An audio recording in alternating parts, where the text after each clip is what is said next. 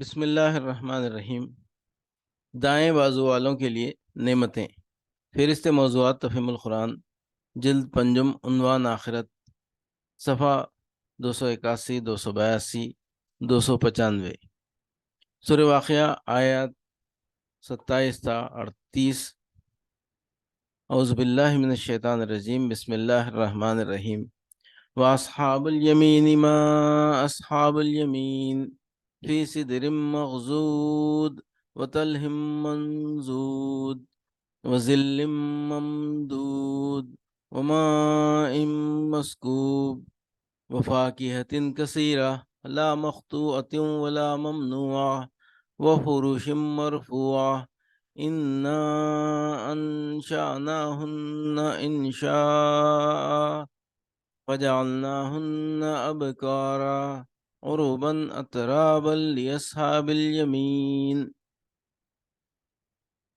اور دائیں بازو والوں کی خوش نصیبی کا کیا کہنا، وہ بے خار بیریوں اور تہ بتہ چڑھے ہوئے کیلوں اور دور تک پھیلی ہوئی چھاؤں اور ہر دم رواں پانی اور کبھی ختم نہ ہونے والے اور بے روک ٹوک ملنے والے بکثرت پھلوں اور اونچی نشست گاہوں میں ہوں گے۔ ان کی بیویوں کو ہم خاص طور پر نئے سرے سے پیدا کریں گے اور انہیں باکرہ بنا دیں گے، اپنے شوہروں کی عاشق اور عمر میں ہمسن۔ یہ کچھ دائیں بازو والوں کے لیے ہے۔ دائیں بازو والے، اصل میں لفظ اصحاب المیمنہ استعمال ہوا ہے۔ میمنہ عربی قاعدے کے مطابق یمین سے بھی ہو سکتا ہے، جس کے معنی سیدھے ہاتھ کے ہیں، اور یمن سے بھی ہو سکتا ہے، جس کے معنی ہے چال نیک۔ اگر اس کو یمین سے ماخوذ مانا جائے تو اصحاب المیمنہ کے معنی ہوں گے سیدھے ہاتھ والے، لیکن اس سے لغوی معنی مراد نہیں ہے، بلکہ اس کا مطلب ہے عالی مرتبہ لوگ۔ اہل عرب سیدھے ہاتھ کو قوت اور رفعت اور عزت کا نشان سمجھتے تھے۔ جس کا احترام مقصود ہوتا تھا اسے مجلس میں سیدھے ہاتھ پر بٹھاتے تھے۔ کسی کے متعلق یہ کہنا ہوتا کہ میرے دل میں اس کی بڑی عزت ہے تو کہتے فلان منی بالیمین، وہ تو میرے سیدھے ہاتھ کی طرف ہے۔ اردو میں بھی کسی شخص کو کسی بڑی ہستی کا دست راست اس معنی میں کہا جاتا ہے کہ وہ اس کا خاص آدمی ہے، اور اگر اس کو یمن سے ماخوذ مانا جائے تو اصحاب المیمنہ کے معنی ہوں گے خوش نصیب اور نیک بخت لوگ۔ بے خار بیریوں، یعنی ایسی بیریاں جن کے درختوں میں کانٹے نہ ہوں گے۔ ایک شخص تعجب کا اظہار کر سکتا ہے کہ بیر ایسا کون سا نفیس پھل ہے جس کے جنت میں ہونے کی خوشخبری سنائی جائے، لیکن واقعہ یہ ہے کہ جنت کے بیروں کا تو کیا ذکر، خود اس دنیا کے بھی بعض علاقوں میں یہ پھل اتنا لذیذ، خوشبودار اور میٹھا ہوتا ہے کہ ایک دفعہ منہ کو لگنے کے بعد اسے چھوڑنا مشکل ہو جاتا ہے، اور بیر جتنے اعلیٰ درجے کے ہوتے ہیں ان کے درختوں میں کانٹے اتنے ہی کم ہوتے ہیں۔ اسی لیے جنت کے بیروں کی یہ تعریف بیان کی گئی ہے کہ ان کے درخت بالکل ہی کانٹوں سے خالی ہوں گے، یعنی ایسی بہترین قسم کے ہوں گے جو دنیا میں نہیں پائی جاتی۔ بے روک ٹوک ملنے والے بکثرت پھلوں، اصل الفاظ ہیں لا مقطوعۃ ولا ممنوع۔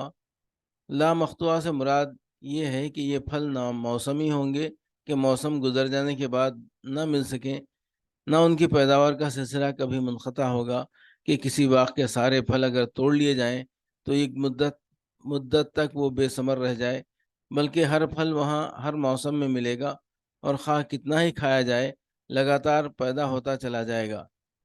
اسی طرح لا ممنوع کا مطلب یہ ہے کہ دنیا کے باغوں کی طرح وہاں کوئی روک ٹوک نہ ہوگی، نہ پھلوں کے توڑنے اور کھانے میں کوئی امر مانے ہوگا کہ درختوں پر کانٹے ہونے یا زیادہ بلندی پر ہونے کی وجہ سے توڑنے میں کوئی زحمت پیش آئے۔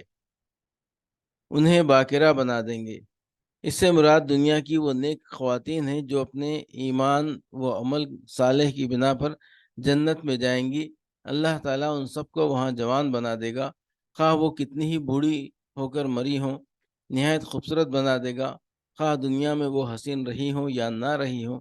باکرہ بنا دے گا، خواہ دنیا میں وہ کنواری مری ہوں یا بال بچوں والی ہو کر۔ ان کے شوہر بھی اگر ان کے ساتھ جنت میں پہنچیں گے تو وہ ان سے ملا دی جائیں گی، ورنہ اللہ تعالیٰ کسی اور جنتی سے ان کو بیاہ دے گا۔ اس آیت کی یہی تشریح متعدد حدیث میں رسول اللہ صلی اللہ علیہ وسلم سے منقول ہے۔ شمائل ترمذی میں روایت ہے کہ ایک بڑھیا نے حضور صلی اللہ علیہ وسلم سے عرض کیا، میرے حق میں جنت کی دعا فرمائیں۔ آپ نے فرمایا، جنت میں کوئی بڑھیا داخل نہ ہوگی۔ وہ روتی ہوئی واپس چلی گئی تو آپ نے لوگوں سے فرمایا کہ اسے بتاؤ وہ بڑھاپے کی حالت میں داخل جنت نہیں ہوگی۔ اللہ تعالیٰ کا ارشاد ہے کہ ہم انہیں خاص طور پر نئے سرے سے پیدا کریں گے اور باقرہ بنا دیں گے۔ ابن ابی حاتم نے حضرت سلمہ بن یزید کی یہ روایت نقل کی ہے کہ میں نے اس آیت کی تشریح میں رسول اللہ صلی اللہ علیہ وسلم کو یہ فرماتے سنا، اس سے مراد دنیا کی عورتیں ہیں، خواہ وہ باقرہ مری ہوں یا شادی شدہ۔ طبرانی میں حضرت ام سلمہ کی ایک طویل روایت ہے جس میں وہ جنت کی عورتوں کے متعلق قرآن مجید کے مختلف مقامات کا مطلب حضور صلی اللہ علیہ وسلم سے دریافت فرماتی ہیں۔ اس سلسلے میں حضور صلی اللہ علیہ وسلم اس آیت کی تشریح کرتے ہوئے فرماتے ہیں کہ یہ وہ عورتیں ہیں جو دنیا کی زندگی میں مری ہیں، بوڑھی، پھونس، آنکھوں میں چیپڑ، سر کے بال سفید۔ اس بڑھاپے کے بعد اللہ تعالیٰ ان کو پھر سے باقرہ پیدا کر دے گا۔ حضرت ام سلمہ پوچھتی ہیں کہ اگر کسی عورت کے دنیا میں کئی شوہر رہ چکے ہوں اور وہ سب جنت میں جائیں تو وہ ان میں سے کس کو ملے گی؟ حضور صلی اللہ علیہ وسلم فرماتے ہیں کہ اس کو اختیار دیا جائے گا کہ وہ جسے چاہے چن لے، اور وہ اس شخص کو چنے گی جو ان میں سب سے زیادہ اچھے اخلاق کا تھا۔ وہ اللہ تعالیٰ سے عرض کرے گی کہ اے رب، اس کا برتاؤ میرے ساتھ سب سے اچھا تھا، اس لیے مجھے اسی کی بیوی بنا دے۔ اے ام سلمہ، حسن اخلاق دنیا اور آخرت کی ساری بھلائی لوٹ لے گیا۔ اپنے شوہروں کی عاشق، اصل میں لفظ عروباً استعمال ہوا ہے۔ یہ لفظ عربی زبان میں عورت کی بہترین نسوانی خوبیوں کے لیے بولا جاتا ہے۔ اس سے مراد ایسی عورت ہے جو طرحدار ہو، خوش اتوار ہو، خوش گفتار ہو، جسمانی جذبات سے لبریز ہو، اپنے شوہر کو دل و جان سے چاہتی ہو اور اس کا شوہر بھی اس کا عاشق ہو۔ عمر میں ہمسن، اس کے دو مفہوم ہو سکتے ہیں، ایک یہ کہ وہ اپنے شوہروں کی ہمسن ہوں گی، دوسرا یہ کہ وہ آپس میں ہمسن ہوں گی، یعنی تمام جنتی عورتیں ایک ہی عمر کی ہوں گی اور ہمیشہ اسی عمر کی رہیں گی۔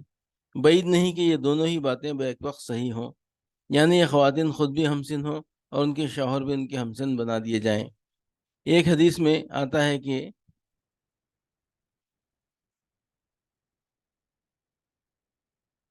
اہل جنت جب جنت میں داخل ہوں گے تو ان کے جسم بالوں سے صاف ہوں گے، مسیں بھیگ رہی ہوں گی مگر داڑھی نہ نکلی ہوگی، گورے چٹے ہوں گے، گٹھے ہوئے بدن ہوں گے، آنکھیں سرمگی ہوں گی، سب کی عمریں 33 سال کی ہوں گی۔